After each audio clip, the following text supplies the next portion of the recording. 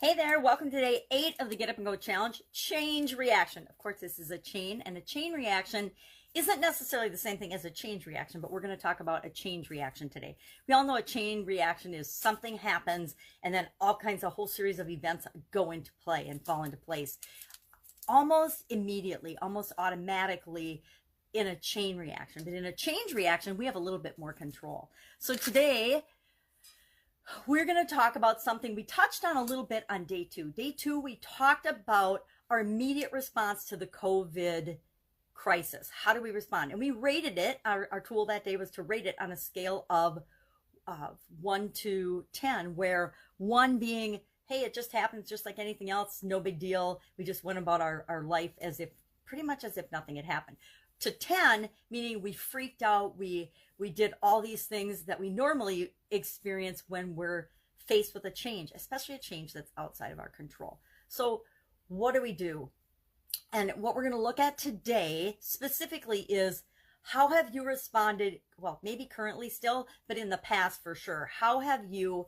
And our tool today is to go back and to investigate, to get curious about, to inquire, to ask questions, to look at how we have dealt with challenges and changes in the past. And then tomorrow we're going to take that a step further. We're going to say, okay, well, that's how we've done it before.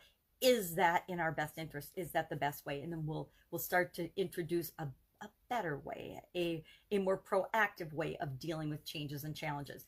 But before we can look at that and even consider it, we need to see, what do we do now? How do we respond now? What do we currently do when we're faced with a change or challenge? There's no good or bad way of dealing with things, and we never want to go back and beat ourselves up for how we did things in the past. Have I dealt with challenges really badly in the past on certain occasions? Absolutely, positively. But once we learn and we know better, then we can do better. Until we learn something isn't working for us, then we continue to do what we've always done. So today we're going to list out, and we're going to go back and we're going to look at, and we're going to think for a couple of minutes. We're going to investigate and dig into ourselves, because guess what? The coolest subject on the planet is you, right? The person we want to know the most about, the person that's most fascinating to us, is ourselves. And so we want to look back in our life and our experiences and say, well, how have I handled challenges in the past? And I looked at this last night, and I started to make a list of how I do it, and I'm going to grab it, my little notebook or my little Post-it note and a magnifying glass. And this is some of the old or current, because I still fall prey to this on certain occasions with certain types of change.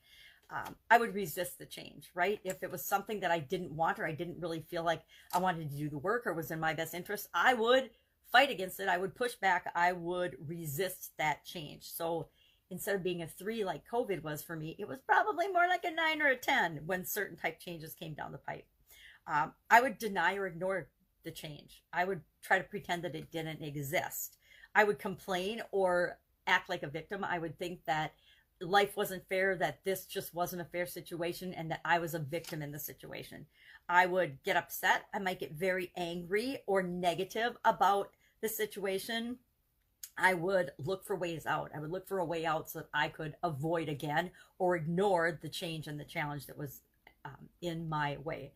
I would procrastinate. I still procrastinate sometimes. Sometimes I just don't want to do something, or I don't feel like doing it, and because it's usually not the right thing for me to do, and I will find ways to procrastinate. I'll make excuses. I will assess blame. I will blame somebody else or something else or some other thing for why I can't deal with the change right now. I'll make excuses. I'll whine and bitch and moan and complain, because sometimes we all do that. And sometimes I'll do nothing. I might get frozen and actually take no action whatsoever. So maybe you've experienced some of those things in different changes and challenges in the past, maybe not. This is just my list. And our challenge today is to go out and look at that list for you. How do you tend to handle challenges that you're faced with, changes that you're faced with?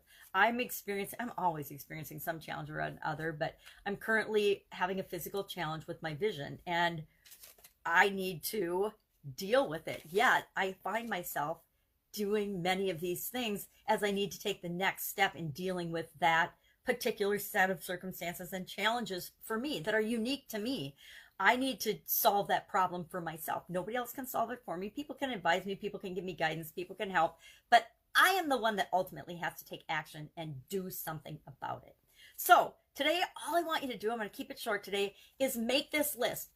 Just make a list for you and be 100% honest. You're not going to share this list. You don't have to show anybody. You don't have to tell anybody. You don't even have to admit it to anybody except yourself. But part of personal growth and development, part of creating improvement in our lives in any area or aspect of our life, is actually being brutally honest with ourselves and saying, hey, yeah, I whine and complain. I avoid, I resist. I've done all these things probably hundreds and hundreds and hundreds, if not thousands of times, given different situations. And so we just want to look at it and say, well, this is how I've done it in the past. Again, no judgment. It just is what it is. The past is one of those things that we're supposed to learn from, not beat ourselves up about, and definitely not relive over and over again. But we do want to take little journeys back when we want to investigate, try to understand, get curious about what we've done in the past. And if you want to dig deep and really explore why you've done it, you can always find reasons for why you've done what you've done. We always do what we think is in our best interest in our subconscious and conscious level at the time that we do it. We don't ever do things that we think are going to lead to bad things for us or are going to harm us in any way. We do what we think is right at the time. And I mean right as in right for us. I mean, a murderer will say, well, I thought it was the right thing to do at the time. Well, maybe it was the right thing to do at the time. I can't even fathom that one. But the point is, we do what we do. We've done what we've done. It doesn't matter. We can't change that. But we can change from this moment on. And that's what we'll look at tomorrow. So today, look at your old process of handling challenges and changes. What have you done? Write down, just brainstorm a list of all the kinds of interesting things you've done. Get curious about it and, be fascinated in yourself, because you really are a fascinating being. And what makes you tick and how you tick and why you tick is the more you dig into that, the more fascinating you are and the more you want to dig into it. And then for our action item today, just share one thing that you learned by doing this exercise. I said share one positive and one negative thing, but maybe just one thing you've learned about your past way of dealing with it. And, has it worked for you? Obviously, it's worked for you because you're listening to me today. But could you have maybe saved yourself some pain and some suffering and some time and some energy and some missteps and doing the same thing over and over and over again, kind of feeling like you're on a hamster wheel sometimes because, like me, you were procrastinating or making excuses or just not dealing with a situation. And then all of a sudden it gets to the point where you have to deal with it. You deal with it.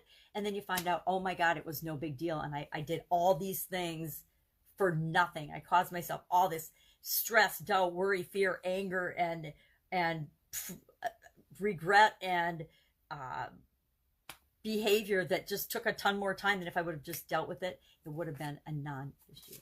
So that's it. Have an absolutely amazing day. Go have some change reaction, and I'll be with you tomorrow with another lesson and another challenge in our Get Up and Go challenge.